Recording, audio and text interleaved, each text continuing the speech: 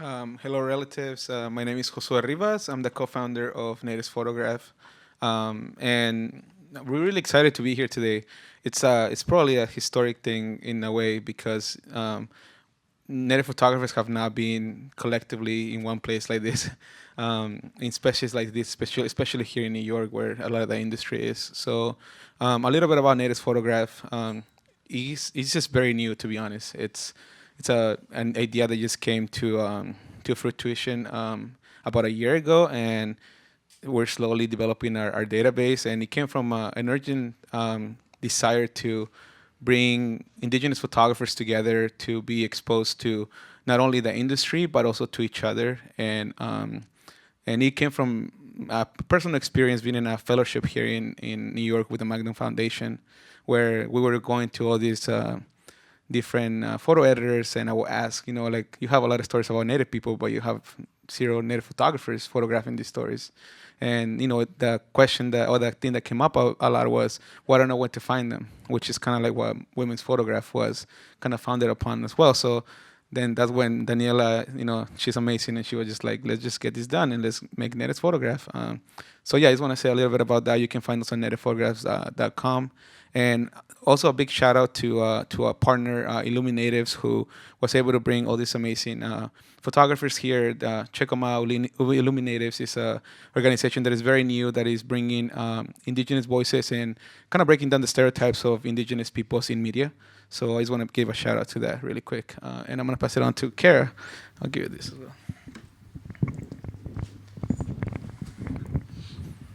Hi, good afternoon, everyone. My name is Cara Romero. Thank you so much for having me here. I'm really honored to be on this panel. I'm from the Chemehuevi Indian tribe. We're located in the Mojave Desert of California, along the California side of the Colorado River. I grew up on the reservation there, and I now live in Santa Fe, New Mexico. My journey in photography started in 1998. I was a cultural anthropology major in Texas. And I came to learn in classrooms of 300 that everything was taught from a historical perspective, and that likely 299 people in the classroom besides myself didn't know that there was a modern existence of Native Americans. I was at an age where everybody with an anthropology major was like, what are you going to do with that? Cara, you want to click it? Oh, sure. Yeah. And I wanted to tell a modern story of Native Americans. I started out in black and white film and went to fine art school after that, and then ended up going and getting a degree in applied science of photography technology. So what I do now is kind of a mesh of multiple styles of editorial, of commercial, of using many languages of photography and photo illustration to tell stories, tell modern stories of Native Americans. Most of my subjects, all of my subjects are friends and family. We'll talk a little bit about that, but it's a way for me to counter the exploitive nature of photography and work in a really collaborative way with my subjects. This is a piece that's in response to climate change and these concepts of many stories throughout North America where Native American communities were removed from their lands for hydroelectric energy, so flooding of areas historically, as well as displacement of modern indigenous peoples that are affected disproportionately by climate change. I also like to use pop culture and pop reference as a way to flip the lens. Many times we photograph, or Native Americans are photographed as a glimpse into our culture, but one of the statements that I make through a lot of my photographs is that we're here amidst popular culture as well, and our indigeneity thrives in these modern settings.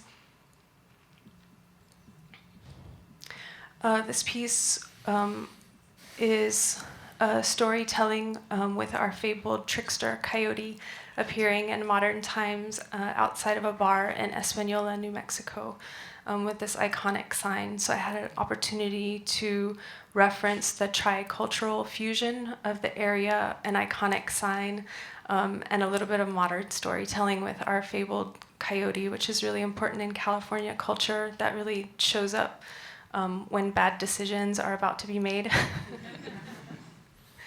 This one is called TV Indians. I would describe it in one sentence as a postmodern Curtis. I do a lot to counter the white male dominant lens of photography when it comes to photographing figuratives of Native women. I like to tell stories of us as life givers, of us as having supernatural powers as a way to empower our stories and our bodies. This is a story of Ka, who is from a dynasty of pottery makers from Santa Clara Pueblo. This piece is meant to show how the spirit of Clay Woman has been passed down to her through thousands of years. Clay Woman is a deity of the clay that's soft and inviting and warm to work with, but when you go to fire her, she is temperamental and unpredictable, and no man can ever master her. I thought this was a beautiful way to tell a metaphor of how women feel about ourselves, and also a way to tell a story about Clay Woman. This is my daughter. I'm often looking at pop culture and finding spaces where we're not represented with that same oomph.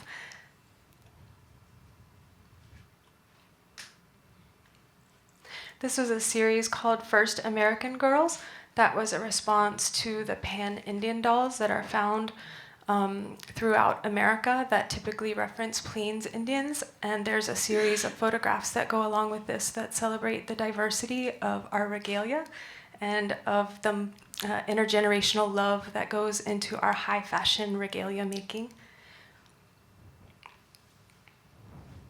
This one is called Evolvers. This is from the landscape I'm from. This is actually taken in Palm Springs, so the land of the Agua Caliente Cahuilla Indians.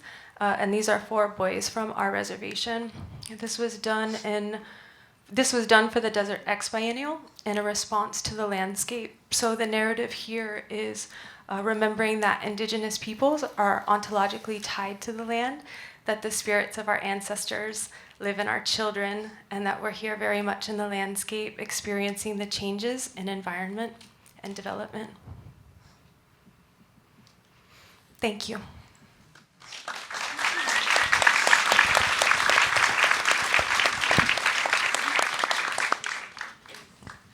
Hi, like I said earlier, my name is Tailyr Irvine. I am Salish Kootenai, and I'm from the Flathead Reservation in western Montana.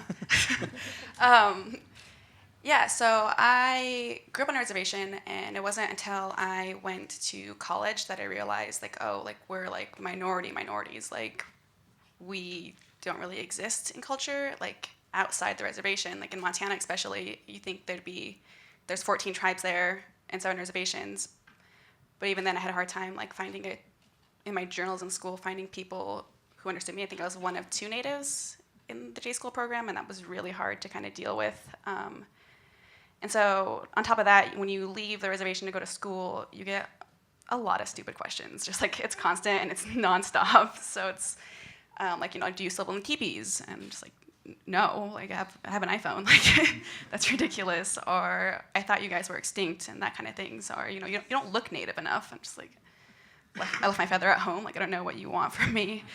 And so then I kind of got thinking well, why? Why do people not think we exist? What is this? They don't learn about us. They don't teach it in school is another thing. But we're also not represented in media accurately. And when we are, it's in regalia and feathers and during ceremony, which is part of our life and our culture. For some natives, actually, for some it's not. A lot of natives grow up urban and they don't know that stuff. But that's kind of how you see natives in media. And so I went journalism to try to correct that, because when you're not seen in mainstream media, you're not seen, and that's kind of the issue. So I went to school at the University of Montana, and then I interned at Dallas Morning News, and I interned last year for about a year at the Tampa Bay Times, and I kind of wanted to cut my teeth not on a reservation photographing Native people. I wanted to cut it I wanted to get really good and then come home and kind of take the photos that I take, and that's kind of what I did. So now I've transitioned to freelancing and working on long-term projects, and I'm focusing mostly on Native identity and what contemporary Native America looks like today, because it's not all like feathers and headdresses. It's very diverse, and there are over 560 tribes in America, and they're all so different. And so I think for me, what was really hard was trying to represent everyone, because I'm one native from one tribe, and we're so diverse in my tribe alone that I can't. I was worried about how I would represent like all Native people, because that's what they want you to do, right? Like all the time, everybody. And so I kind of stepped away from that and decided to focus on like my life and who I am and what it means to me to be Native. And so a lot of my work focuses on my family. Like that's my dad and my nephew picking bitterroot, which is something we do every year in May. And then this is taken in July at the powwow. And originally I pitched to a few publications like, hey, I'm covering a powwow. It's a different thing on the 4th of July, like a slice of life you don't see. But then I got way too in my head about it, and I just didn't do it, because I was like, well, what do they want to see? And it's like not about that for me now. It's about what I live and what I experience. And this is stick game, and that's like my favorite part of the powwow, because it goes, it's like a gambling game, and they play it all night long, like until 5 in the morning. So if you go to a powwow, and they're not dressed in regalia either. They're just, they just want to gamble. Like they just want to hang out. And it goes till like 5 in the morning. And so for me, like that's my childhood memory is, camping at early powwow and listening and falling asleep to stick game, because they sing songs and they just laugh a lot too, which is fun. And what else? Like this is during a sweat, where I sweat. My family's been sweating there for over 150 years since we're forced onto the reservation. So it's kind of super special, and I get to sit in the same spots like my ancestors sat in, like the same exact spot, which is really cool. And I took my nephew sweating with me often, so that's him. And there's a spring that never freezes, and I just think that's super cool. But after we get out of a session, you rinse off in the spring, so that's him doing that.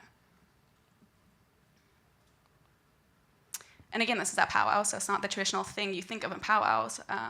These are my cousins, and this is how I think of powwows. Like, I don't know if I can explain how long it takes to get ready, and so you're trying to manage all your kids and like trying to get them like dressed up, and like there's so many parts of an outfit, and that you're trying to get them like they're hair braided, and you have the kids running in and out of the door while you're trying to braid your daughter's hair, and like it's just kind of funny. So that's kind of how I think of powwows as well.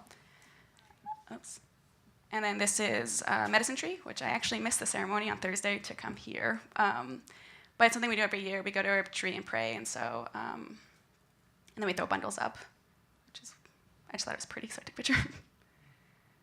This is, again, during a sweat. This is my Uncle Willie. He doesn't smoke, but during sweats you do. There's medicine and tobacco, and then we also use this thing called husks, and I'm not sure exactly what the English translation is, but it's just medicine, so it's kind of, contemporary too, because, he's not in feathers, he's just hanging out. And again, the bitterroot dig. So my tribe's not the only one who digs bitterroot. It's like a staple of food for a lot of tribes. And so this is a different band of Salish in Spokane, but she's not even Salish. She just came with this school. It's an immersion school we went out.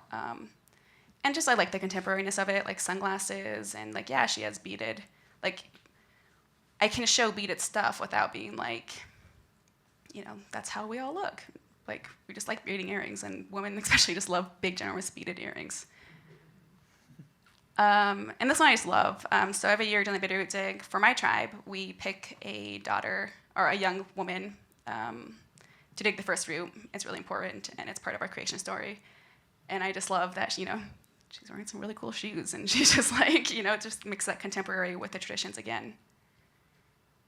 And that's part of the medicine tree ceremony as well. And yeah, I don't know. I mean, you can tell he's Native, obviously, but it's not like in your face. It's just a really good moment, and that's just what I like to focus on. And I think I'll finish with an important consequence of not being seen in the media and what happens if you're not. So if you're not seen, that means you can disappear, right, without anyone noticing. And that's kind of the biggest problem. And it's one of the stories I'm focused on right now is the missing and murdered Indigenous women crisis, where Indigenous women they go missing and they're murdered at higher rates than any other ethnicity. And a lot of it has to do with like jurisdictional issues, like the FBI and the VAA kind of, pass the buck basically. And it's really rural, and there's a lot of land to cover, and there's like not a lot of officers out there searching. And so we have this crisis now where women just go missing. And the shawl is a girl. Her name is Jermaine Charlo, and she's been missing since last June. She was last seen in the city where I live currently after a night out with friends on a street that I visit, like bars that I frequent. So, it could be anyone. It's not, they're not missing because they're going to these shady, creepy spots. Like, they just go missing. And, she has children, and she was active on social media, and now she's not, and no one knows what happened to her or where she went. And, she has sisters and family that look for her all the time. And this was her cousin who, she doesn't dance normally. She just went to the grand entry and watching the powwow with the shawl on just to bring more attention to the fact that she's missing, and she wants people to know that, we don't forget about her. So that's kind of what I do and why I do it.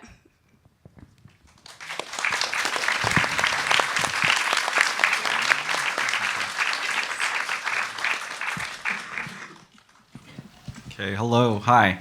My name's Brian Adams. I'm a freelance photographer based out of Anchorage. My Inupiaq name is Mungnuk. Inupiaq on my father's side.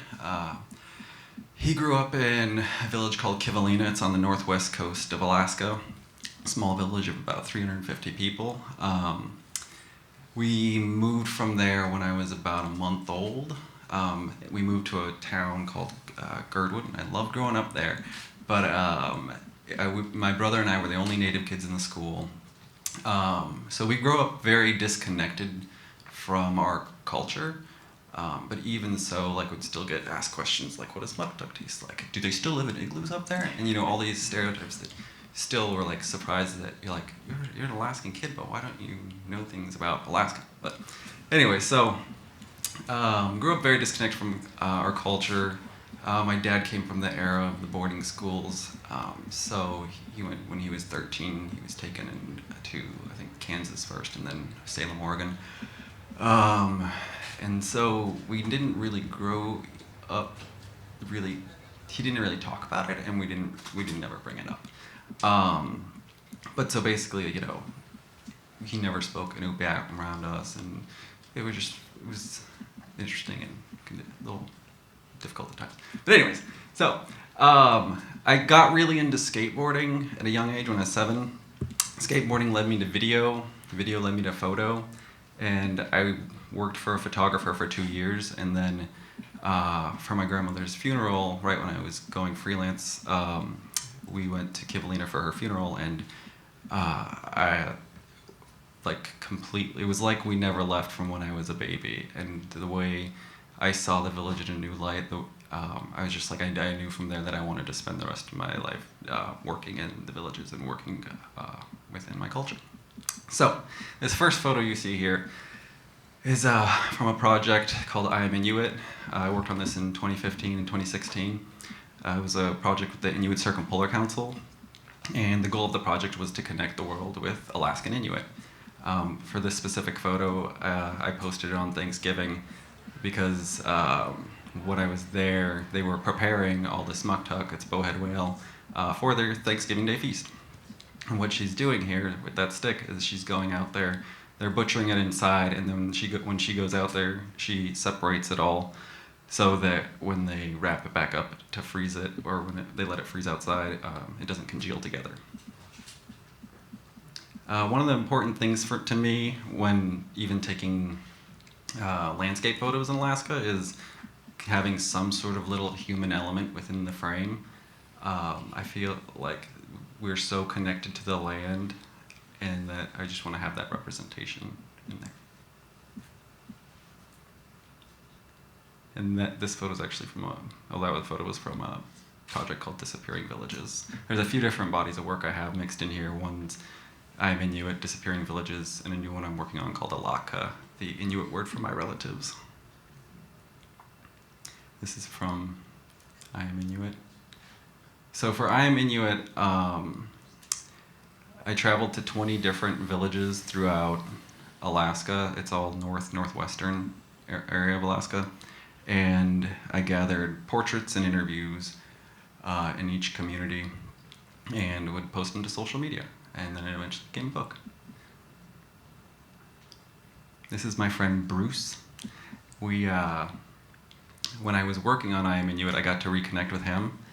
And idea, after I finished Time Inuit, the idea was I wanted to continue photographing Inuit. And Inuit go from Canada to Alaska, Russia, Alaska, Canada, and then Greenland. So my hope is to photograph Inuit communities all through the circumpolar. And I started that project last year with Bruce. He grew up in Aklavik, Canada, and now lives in Kaktovik, Alaska, up on the north coast. And twice a year he goes to visit his relatives, once by boat and once by snow machine, and he brings them subsistence food from his region. And so I was able to get on his boat ride, and we went from Kaktovik up along the coast and then down the Mackenzie River to Aklavik. And yeah, it's really crazy. Funny note, when you're going past the border into Canada up there, it's just a white post. It's just a little white post to get out, and you're like, okay, we're in Canada now. This is a photo from the I Am Inuit project. This is one of those photos where I was just blown away that it actually even happened, because it was my first village for the project, and I'm Inupiaq, and we don't, up and farther north, we don't have these sweat baths. Not too many of them, at least. And in Western Alaska, they're very popular. Like almost every house has one. And I didn't even know that about my own state. And so when I was taking a walk, I came across these guys, and it was walkabout, like waved, and they like nodded. And I kept walking, and I got about 20 feet down the road, and I was like, okay, if I don't turn around and like go at least ask them if I can make the photo, I'll regret it for the rest of my life. And so I went back and asked them, and they were totally cool with it. And yeah, they even told me their stories, what they're doing, what the deal is with the sweat bath, and signed model releases. This is an image from Kivalina, my father's home village. This is called Skipping. From Kivalina. Kivalina is one of the top 5 villages in Alaska that needs to relocate as soon as possible. The coastline of Kivalina is eroding, and so this photo was taken in 2007, but since then they've gotten a new seawall, but because it's on sand, it continues to sink. And so right now the plan is they're building a school, well, they're building a road first, and then 4 miles down the road is going to be a new school that they're going to build, and then hopefully they'll relocate around that school. But yeah, there's Kivalina, Inupiaq, and Shishmaref, the top 3, I believe, to relocate. From I Am Inuit. This is taken in Kotzebue. Jonas McKenzie in Kaktovik. Kaktovik was a tricky one to photograph in. When I started the project, the I Am Inuit project, I wanted to go into it photographing with only natural light, and so I never brought a flash with me. And when I got there, I was like, oh no, there's only 40 minutes of daylight. So it was a tricky one. Even the photo of Marie, that first photo that you saw, that was taken like 1/8 of a second. That's like, hold really still. All right, that's it for me. Yeah.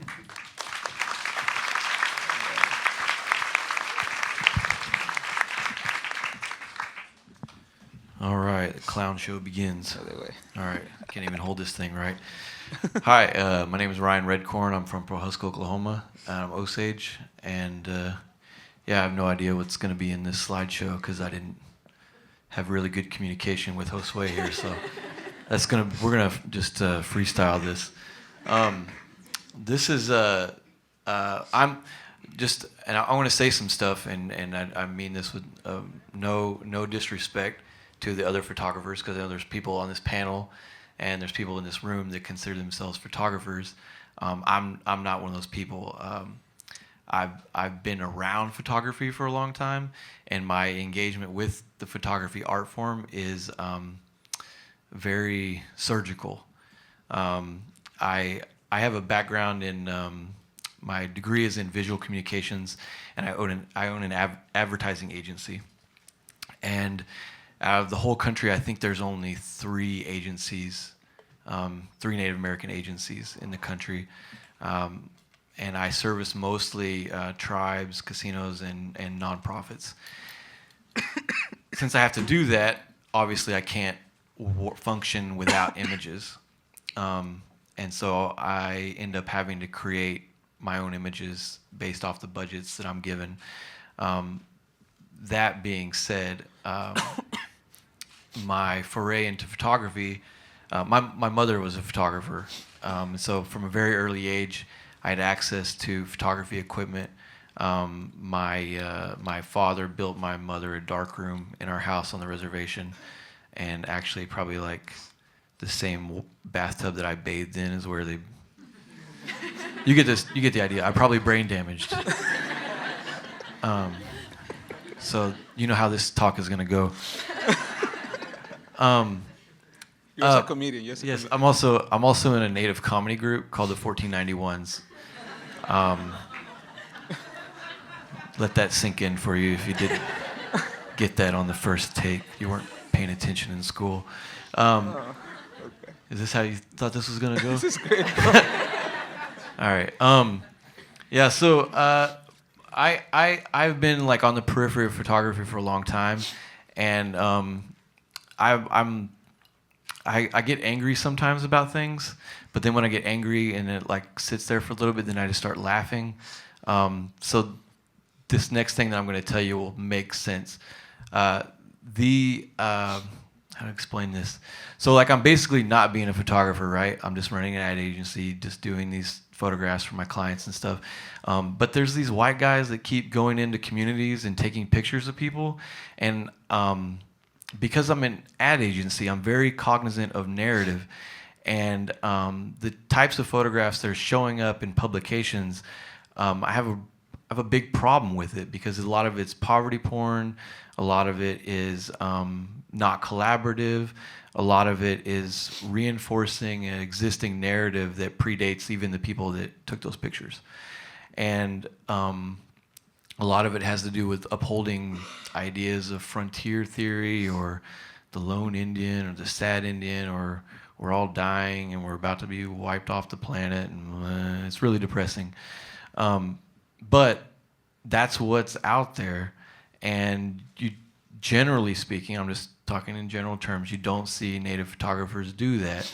It's not the message that, like, you really have to go out of your way to photograph like that. I like to say that. Like, these white guys that go into these communities, they're putting forth a lot of effort, and it's not just on them, it's the editors that are picking the pictures that go in these publications as well. There's an entire system that's at work that needs to reinforce this. And just to give you an idea about how that functions, if, like, I'm just talking big picture stuff. Right now, like a couple of days ago, I saw a statistic. Photos. Huh? Oh yeah, change photos. Yeah, this is photography. Okay. A couple of days ago, I saw a statistic that they've been monitoring how Democrats and Republicans feel about the outcome of the upcoming election, and they've been monitoring this regularly. And what you're seeing is there's an uptick in general, I guess, excitedness about that's not even a word, but you know what I mean, about the election. But what you're seeing is the downturn in hopeful outcomes. And so I think as a strategy, what's being deployed in our media right now by one half of our political establishment is it's a narrative of disengagement. So even around Standing Rock, I was monitoring a lot of social media feeds, and there was a stark difference between social media feeds. You would see some people that were photographing people smiling, people having fun, ideas about culture and happiness when the veterans showed up. And then you'd see other feeds that were only, it's freaking cold here, we're getting blasted by the police, here's somebody who's getting bitten by a dog. Like, you see it, and when you see this on a larger scale, you start to see these trends. And I think that happens with Indigenous media as well, as these larger trends where we're just supposed to be seen as pitiful, and lost causes. And we're supposed to go off into the sunset, and sorry, it's not happening. I have 3 kids. This gentleman right here, there was people from my community who invited me to go photograph our last remaining full-bloods, which is a contentious idea in and of itself. But we have 7, and this is one of them. This is also one of our roadmen and our head committeeman. And he also is the inventor of our syllabary. So Osage, we have syllabary, and they just added it to Unicode. So now I can iPhone talk with my brothers in our language, which is badass. Sorry, Pehan, I didn't mean to say that. I'll put something in the swear jar later. Yeah, they put like a bit. Yeah. This is another one. This is Eddie Regal. The previous man, this is Uncle Moog Lookout. This is my Uncle Eddie. Both of these gentlemen are from the Oaxaca district, which doesn't make sense to you unless you're from my community, but it's an Indian word. This is Welena Fields. She works in museums down in Oklahoma City, but she recently got married to a friend of mine, and she asked me to, this is her wedding coat. And so there's a tradition of these wedding coats where back in the day, long time ago days, way back long time ago days, so you guys knew you'd get an old Indian and just wait around. Our people, not including myself, are big. They're big people. Most of the men in my community are like 6 foot, 6'6", sometimes upwards of 7 feet tall. And when they started trading with the English, they would get these British general coats. And they didn't fit the guys, but they fit the women. So apparently a British man is the same size as an Osage woman. This is why it took so long for the colonization to move across the country. My people occupied pretty much the entire center of the country where the Mississippi meets the Missouri. We controlled the trade. We controlled everything through that area. But the women took these coats and they started adorning them, and they became the wedding coats. And that's what you see there. You can't really see it because you're not close to this picture, but the belt that she's wearing is absolutely beautiful. And there were some museum people that were at her wedding, and they were like frothing at the mouth to get this. One of the things when I made a transition into photography, as my version of it exists, is when these white guys got me real mad enough to buy a bunch of photography equipment, like really expensive photography equipment. Like I went out and found almost the most expensive photography equipment that I could buy, because one of the things that I wanted to do was make really, really huge pictures of Indians. So I bought a medium format camera, I bought a Hasselblad X1D, and some additional stuff with my advertising money, and because nobody buys pictures of Indians. You guys know that, right? And I started making these giant 10-foot pictures because I want Indians to take up space. And even if it's just for a little bit of time in a museum, I want them to take up space. And that camera can do that. And so this is one of the ones that I recently, this was at the University of Missouri, recently had a 10-foot version of this image. And it changes. Like there was a question earlier in the previous panel about Snapchat and about the temporariness of the photograph. This is my counter to that. I just wanted to make huge, massive pictures of Indians, and medium format was the way to go.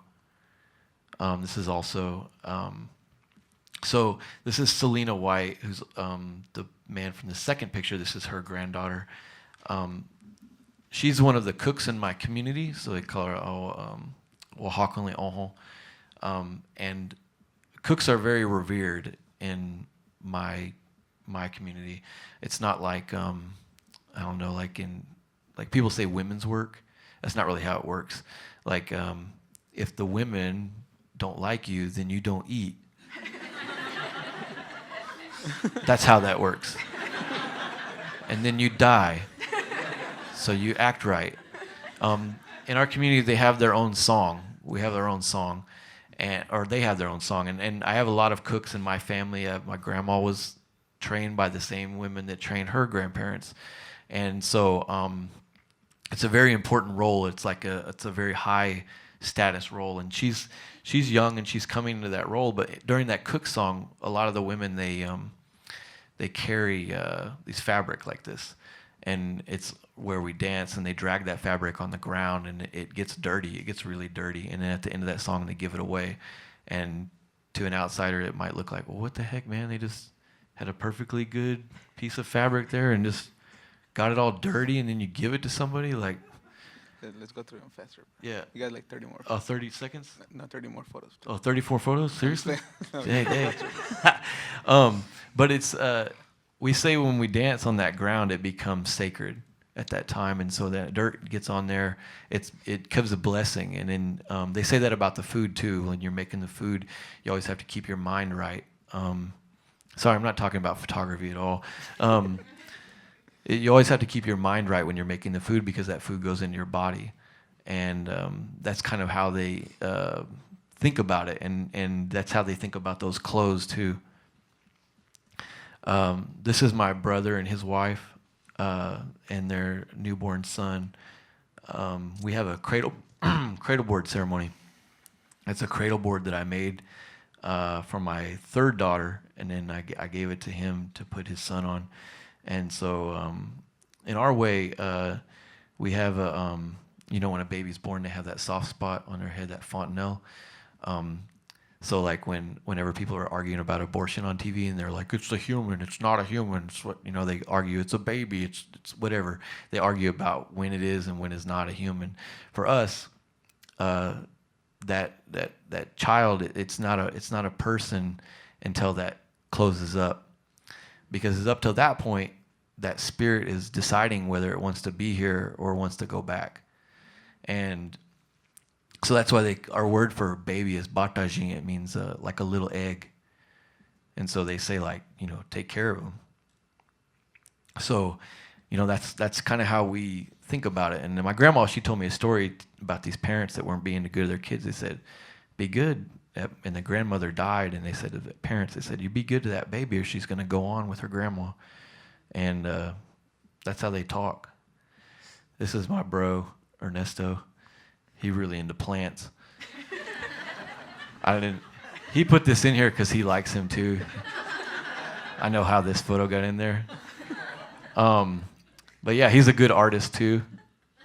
Doesn't have nothing to do with nothing, but yeah, he loves plants.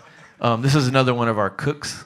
Like I was saying, we really cherish our cooks. This is for our last committee. This was our head cook. Our head cook there. While we're talking about missing, murdered Indigenous women was mentioned earlier, and I want to talk a little bit about confirmation bias. So I love the idea of Natives Photograph, and I love the photographs that are in it because of what they're doing, the unseen work that they're doing to work against the subconscious. And that is, if we're talking about missing, murdered Indigenous women, and we're leading off with these ideas about them going missing and they're disappearing and stuff like that. If the general public has, it's a difference between what you know and what you already believe. So I can tell you those things, I can give you those statistics, and it might be things that you don't know, but it might not necessarily change what you don't believe, which means that if we tell you these statistics about these women, and then you already believe it, then we've just confirmed to you something that's maybe hopeless. It's the same strategy that I was talking about at the beginning. But when you throw your energy to the other side of that, when you throw your energy into making sure that the general population sees pictures of Indigenous women not in that context, which they're regularly seen and regularly visible and regularly known and seen as humans and seen as fully dynamic individuals with jobs and families, their mothers and sisters that have sons and dads, they're part of the community. Those ideas are really important to our community, those connections. We have a whole philosophy in our community called Wahoi, which is acknowledging your relationship to everybody. Like this is my daughter here, is sitting in the second row here, and we have the Wahome for her is Mina. She's the oldest daughter. And so everyone, we have those types of words for even like your sister's husband's brother's sister. Like it goes like that. And by acknowledging that, you've laid a groundwork for respect of when you engage with that person. And that's one of the values that's in my community. And I hope that comes across in our work. And one thing that was mentioned in the previous panel is that these projects are very collaborative. They're 100% collaborative. Like when I take these pictures of these women, they're deciding what they're going to wear in the photo. They're deciding how they want to look. They're deciding everything about, even to the pictures after we put them on the computer and we look through them and say, which ones do you want? And we make that decision together, and it can't happen without them. It's part of the same set. This is some kids up in, where was I? Flambeau, playing lacrosse. That's it.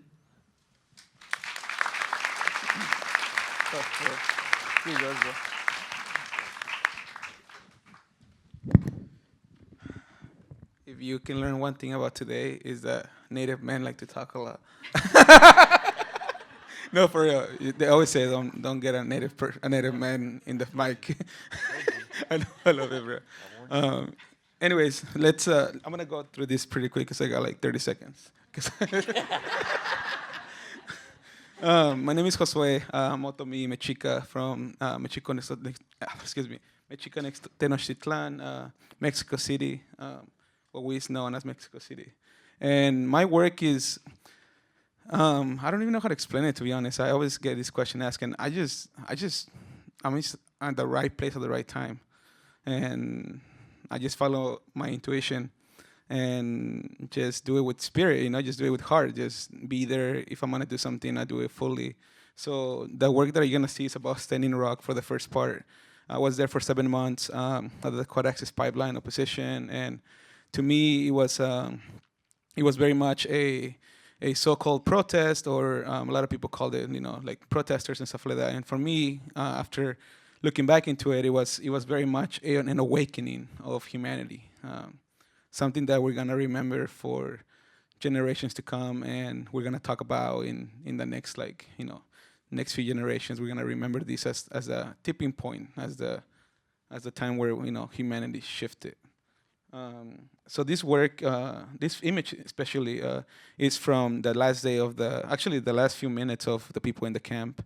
I'm sure you all saw on the media how people were being removed and all that good stuff. And I was there just documenting. It was really sad for me to see my relatives ending this thing, that was really big for us Native people. So this is a few minutes before the National Guard went in with all their machinery and took down the camp. This is Chief Arbor Looking Horse. He's a carrier of the White Buffalo Calf Woman pipe, the Chanupa, for the Lakotas people, Dakotas and Dakotas peoples.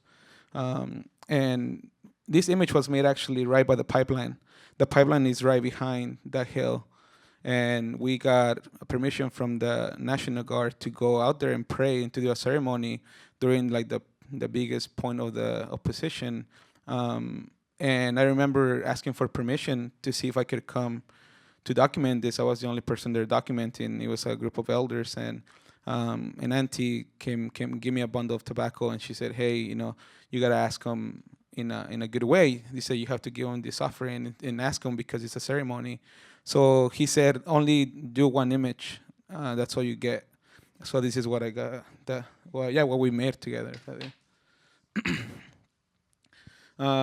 Standing Rock was very much a prayer and a ceremony, at least in my eyes. And a lot of the times that I like to focus on were the moments that were not portrayed in the media as the big moments, or seeing like the protest. To me, the most important part was being with the people and really learning and really developing myself as a storyteller, because this was very personal to me, not just a story that I will fly in for a few days from New York and then come back to my nice home in Manhattan. I saw a lot of that in Standing Rock, and it was really disappointing to see. A lot of my work is a lot of commentary. There's there's a lot of pain and anger and disappointment, like I said earlier, to our culture and to our current state in hearing what we call the United States and throughout the world against indigenous people. So I'm not afraid to speak up and to speak my truth and to speak my feelings about how messed up things are for indigenous peoples and how we need to do something about it. So the time that I was there at Standing Rock was pretty much like my first time really focusing on work that was long term, I guess you can say. And from that, a lot of beautiful opportunities came that I'm very blessed for, like fellowships and working with the Magnum Foundation, which was like pivotal for me as a storyteller. They helped me so much to just develop my skills and my understanding of my work. So after going to the Magnum Foundation Fellowship for Social Justice and Photography, I was able to work under some amazing mentors, and they really opened my eyes to seeing my work as something that was much more than just photojournalism or like visual storytelling. It was something that I think needs impact. That's my purpose. So what I started doing is I decided to make a 4-year project where the first chapter of it was going to be Standing Rock, and it was going to be called Awakening. So that was the first chapter. So a lot of that work, it was compiled to be shown through different like publications and stuff like that. But the second chapter that I wanted to really focus on identity was what I've been doing for the last few months, and it's quite of a different approach for me because I'm not a portrait photographer. I like to be kind of like the fly on the wall. So what I'm doing now is after seeing how indigenous peoples are often being portrayed by others, I decided to create a system where indigenous peoples are photographing themselves. So what I did is I kind of built up this little photo booth situation where I have this camera and then you have this screen in front of you, and then you have a shutter release kind of like this, and then people are making their own image. So what I do is I create a space to be able to see people, and I'm more of a facilitator at this point than just a photographer. In a safe space too, and then a lot of that is also healthy collaboration. So some of this work that I'm going to show you really quick is it's from that project that is not published yet, and I'm currently working on. What people do in this project is they think about their legacy statement, and what that means is that for us indigenous peoples, as you've seen of the work of like Edward S. Curtis and like other people like Willie Nelson, or what was it? Willie Nelson? Will Nelson? Jimmy Nelson? Oh, Will Nelson is the guy with the braids, right? Okay, sure. No, the other one's bald, no? Yeah. Sorry about that. Sorry, dude. Anyways, so you see a lot of these beautiful, like amazing, like portraits of Native people, with their regalia and shit. And then I'm not supposed to cuss. I'm sorry.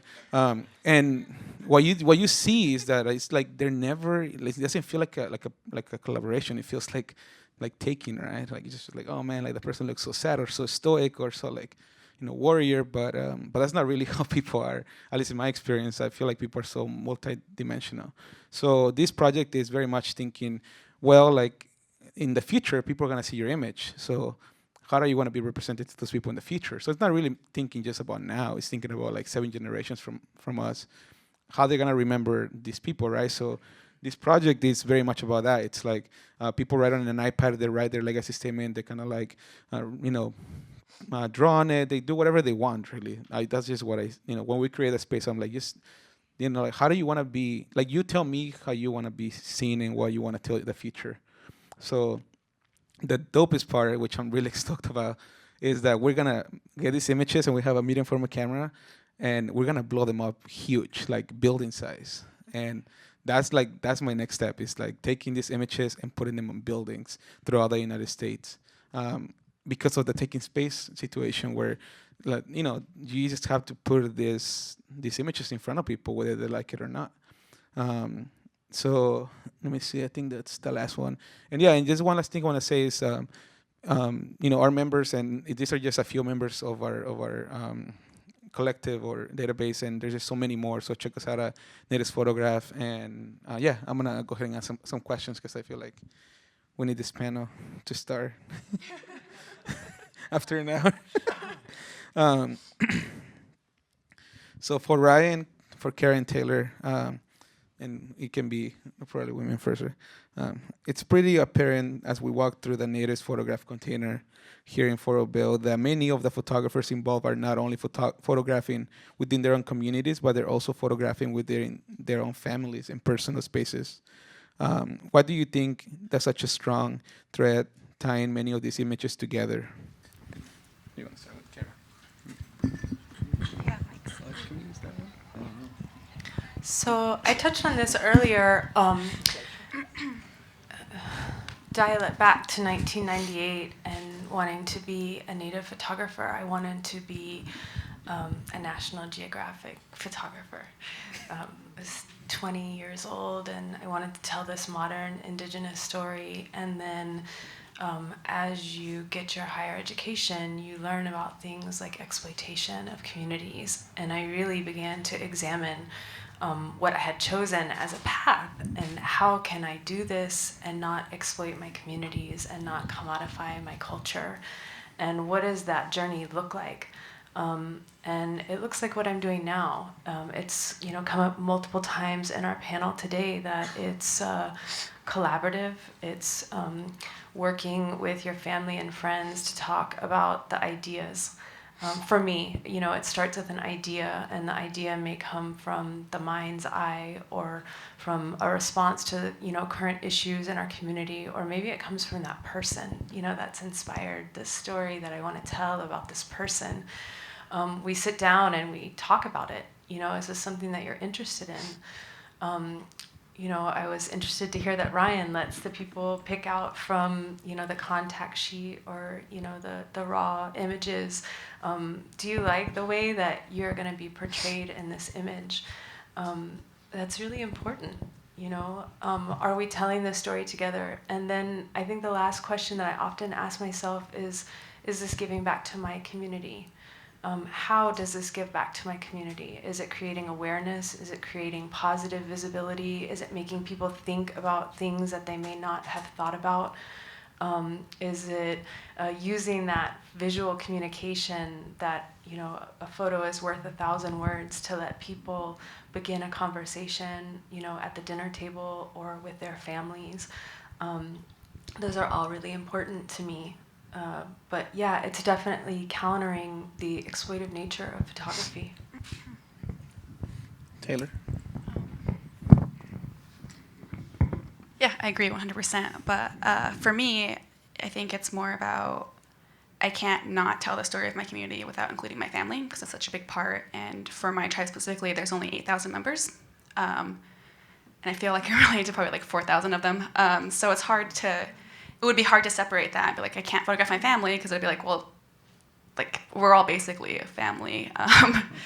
So that's kind of what I do now is try to photograph my family and not my family, and I feel like I'm around my family more at these events anyways, and I want to be still a part of the event, and I want, when I pick Bitterroot, I want to pick Bitterroot still. I don't want to just like spend my time photographing around, but I do that anyways.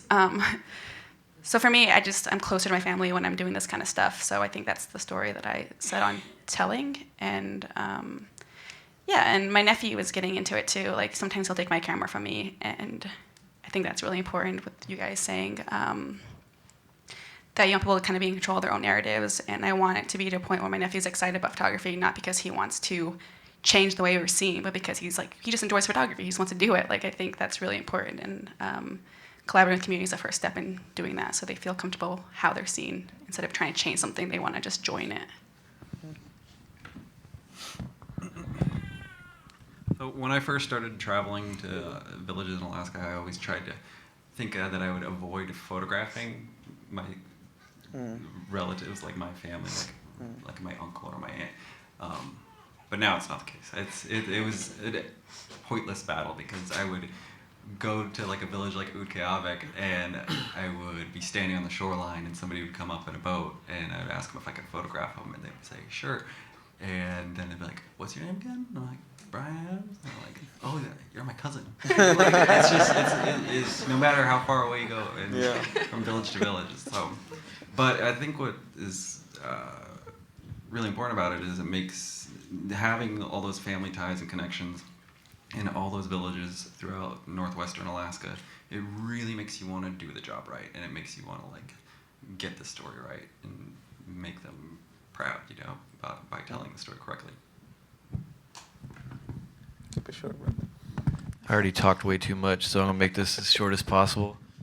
I'm really concerned about the distortions, Hollywood distortions, and other distortions that happen in other places, and so like I'm kind of at a stage in my life right now where I've been doing like trying to get other Indian kids to pick up cameras and point them at things, and I think you can tell more about a person by what they point their camera at than anything else.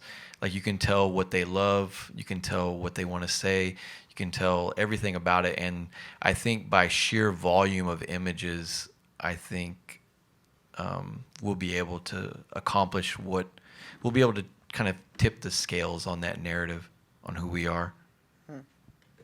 Respect. I think I was gonna go straight to like a really good question. Something about something about allyship, like allies in photography.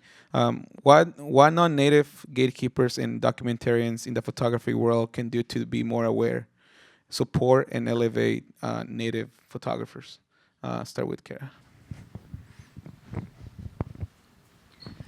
I think this is going to kind of pull in the same thread that Ryan is talking about, and that you spoke about earlier too, Josué, is that there is a great danger in a one-story narrative for a culture. If we take a look at the body of Native American photography since Curtis, there's a disparity in multiple narratives. And for me, what multiple narratives do, they feed all of these things that we're talking about. They feed our ability to be seen as diverse, our ability to be seen as human beings, and all of our struggles that we face. And it also impedes our youth's ability to be whatever they want to be. Because if you're not what people tell you you're supposed to be, then what are you? And these create all kinds of identity crises for Native Americans, identity crises that maybe some of us have been through, whether your parents were from boarding school or you're a half-blood or a quarter-blood, or, you know, we have so many narratives. We have different ancestral ties to different bioregions. We have doctors, we have homemakers, we have cooks, we have so many stories to tell. So for the gatekeepers, and they really need to celebrate that diversity. And how can we get as many narratives from Native America out into the media to be seen, to bolster our youth and their identities, and knowing that their indigeneity exists in modern times, and that they're allowed to be different, and that culture is not stagnant, that it's very fluid, and that our mediums can be both very traditional but very contemporary. And how do these things all exist at the same time is really important to me for media to recognize that we have so many stories yet to be told, so much richness and wealth of content in Indian country. And Ryan's right, it's so important. Not only that, you know, our generation is just at the beginning of telling our own stories. I mean, there's greats that came before us in the Native American community, no doubt, but we're experiencing a renaissance, you know, a great explosion in natives telling our own stories, and so we need visibility.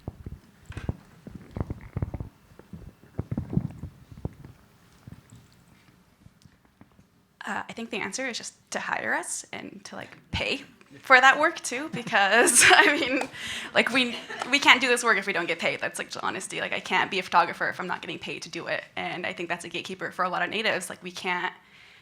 You want to be a great ally, like hire us, have us do the work. Like you can talk about it, but like do it. And I think this is a big step with Photoville, because you know, yeah, natives photographs exist, but if it just exists in this corner of the internet, like that doesn't matter. Like use it and bring us to have like talks like this and platforms to educate people, because we can educate a bunch of individuals who are like, oh, natives exist, you live in teepees, like all day long, and it's like thousands of people who say that constantly, but things like this where, it's videotaped and it's recorded and people are listening, and people who won't, run into a native every day who have questions and don't really know things, like come to panels like this and they learn things, and it's because,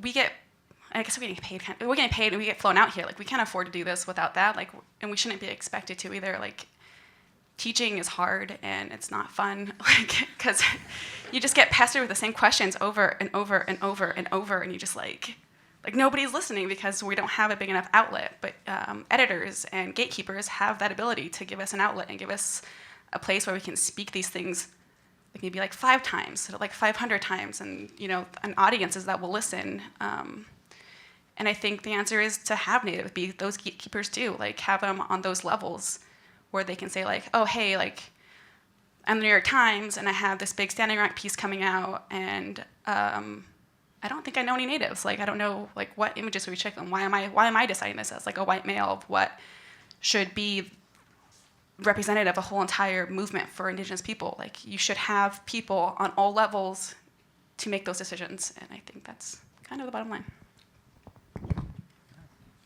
Took the words right out of my mouth, so I'm gonna pass on that. Perfectly. Here comes Ryan. Ryan. Yeah. Not Ryan. Grandpa. Grandpa. Yeah, has the Grandpa. mic. I always like to say that, even when Indians are in the news, we're not in the news. Like, when you see an Indian content in the news, there's hardly ever any Indigenous people that are interviewed. So if it's about mascots, nobody's interviewing any Indians. Even when Elizabeth Warren apologized for the 1,000th time about saying that she was Indian, there was no Indians interviewed for that, which happened on a day of a Native Indigenous forum. And that totally like wiped out the entire news cycle, which is like the worst outcome that you could have in that type of scenario. But I think from a very large scale standpoint, and I'm saying this as somebody who runs an agency who's deployed about every strategy that's available to me. I've been angry, I've been mad, I've been educational, you go on down the list.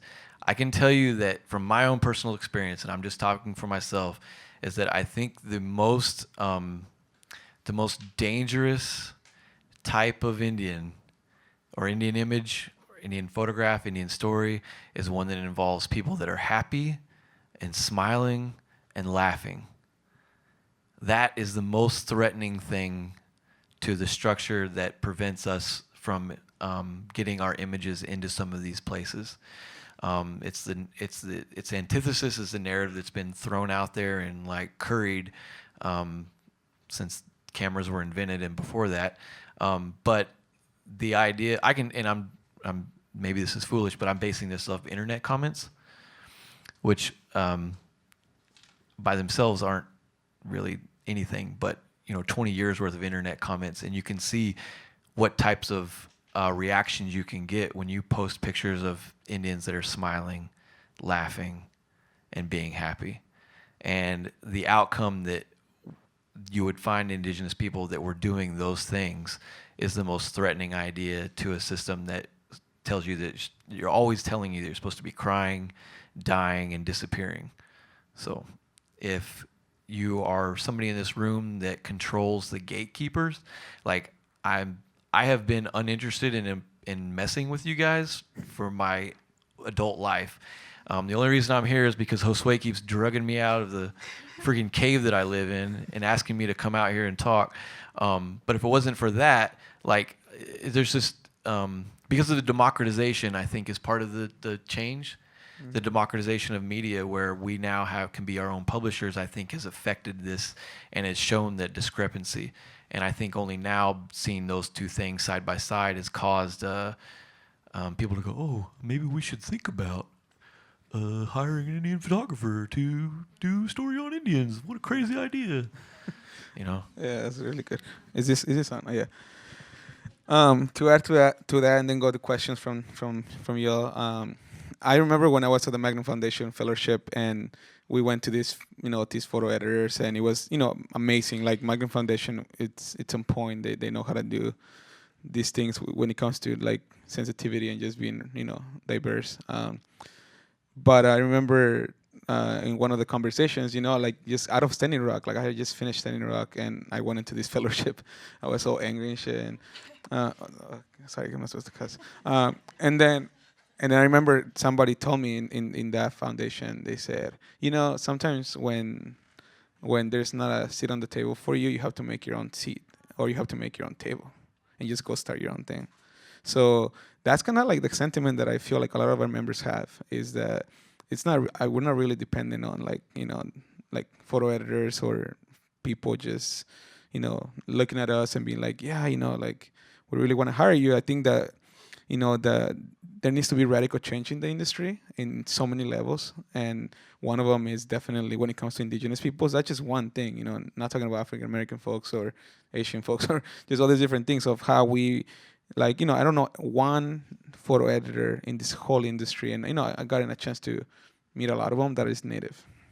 Not one in the whole industry. Just think about that.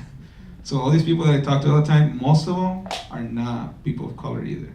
And I just kind of give up, to be honest. I just kind of like, whatever, it's too tiring to try to explain to people all these nuances about why they should be hiring Indigenous people for Indigenous stories. And then sometimes I just get over it and I just stop posting on Facebook. I'm just like, whatever, I'm just not gonna talk shit anymore.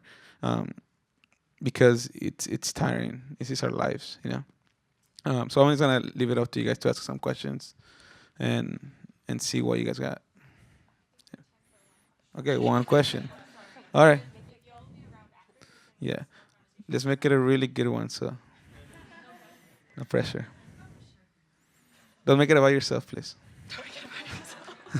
For real. I would just like to say I can take pictures of white people too. I can get hired. Available for hire to take pictures of white people. Anybody? No? Please, don't leave us hanging here. We're scared. Oh, there he is. So I listened to all of you talk about what sensitivity you bring to your work because it's a community that you know very well. And where does that leave a white guy who might be very empathic to the stories you've been telling and who lives in New York and flew out, I didn't do this, but who flew out to Standing Rock for a few days? It doesn't seem to me that they might all be bad guys. They might be caring. They might want to be help get out the word about the story. And because they don't have several thousand family members, they can't do it in the intimate way you do. But should we just stay home? I'm gonna step in really quick. I think this is a very good question, and I'm gonna show you really quick how it's done. So I'm gonna pass it over to an Indigenous woman to lead the conversation, and that's literally the first thing. It's Indigenous leadership and Indigenous women leadership. So I'm gonna leave it up to the women to finish that up. Yeah, I think it's important to, anyone can photograph any community, right? I photograph non-native communities constantly because I'm a journalist and that's my job. But I'm also really cognizant of how I'm portraying that thing, or if I'm the best photographer for that. So you don't see me, or I wouldn't. I can go photograph at the border, but I don't speak Spanish. And there are so many other journalists that were so better suited that are embedded in those communities and know. So I would pass the buck to them and just not go because I have no business. I think it's fine if you want to support something, and there are multiple ways you can support it without putting yourself into it. And I think if you were at Standing Rock, which I was also at, you would see the value in if a lot of the white photographers stayed home. I think it would have been a better place because it was a freaking circus, and it was more like people at Standing Rock were zoo animals instead of people. And so I think there is value in staying home. You want to do good, you want to be this person, you want to help support things, do it from home, send money. That's a better way. That's the better I would do it. I think it's just really important to recognize why you want to do it. Do you want to go because you want to help these communities, or do you want to go because you want to get a cool photo to share on social media? And I think if you're not adding anything to the story, then then the best thing you can do is just, stay home and support in other ways.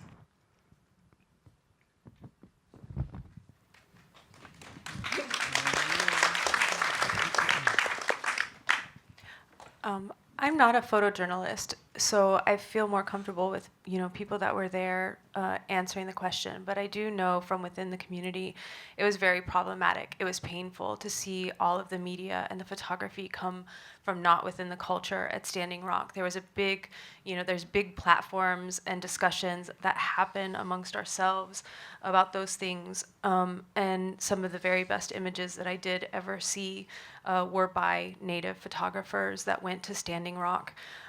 So there is a really big issue about this idea of thinking that you're empathic and being helpful, but actually causing pain to a community.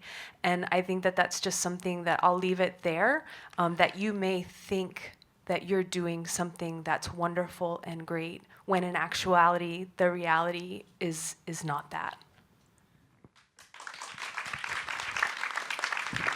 I'll finish it off. Like, it's a crazy thing, because the reason why I got into Magnum Foundation Fellowship, because of a Magnum photographer who was a Standing Rock. His name is Larry Tao, and he was my mentor. He's still my mentor, and I remember just like it was like the clashes of worlds, bro. Where it was just like he comes from this just like Magnum photographer, and I was just like this like talking smack all the time kind of guy, but we're still friends. He just he sent me a text this morning. So there is an opportunity, but it's a huge learning curve. Like it's gonna take a lot of investment in being with the people, and like not just being like I'm gonna go out there and just help out, but it's like checking in with people and just being with them, and that really helps more than somebody trying to get the story out, because there's already people doing it, and most likely they're gonna get a much more accurate perspective on it than if like I personally like get assignments, like ask for assignments to go photograph African American folks or like African American stories, and I always say no, because I'm like, no, here's diversify, here's like this other, look at all these photographers that can do it, why are you asking me, so there's like like pass it on, and just be like, no, like where's my place in all this? And it's also like if you do go there, then it's like get ready to be challenged, and it's okay, because that's how you get to build a relation. We're relatives. You're my relative, I'm your relative, but we have to bind it, we have to weave it. So I just leave it at that, and thank you so much for the question, bro. Appreciate it.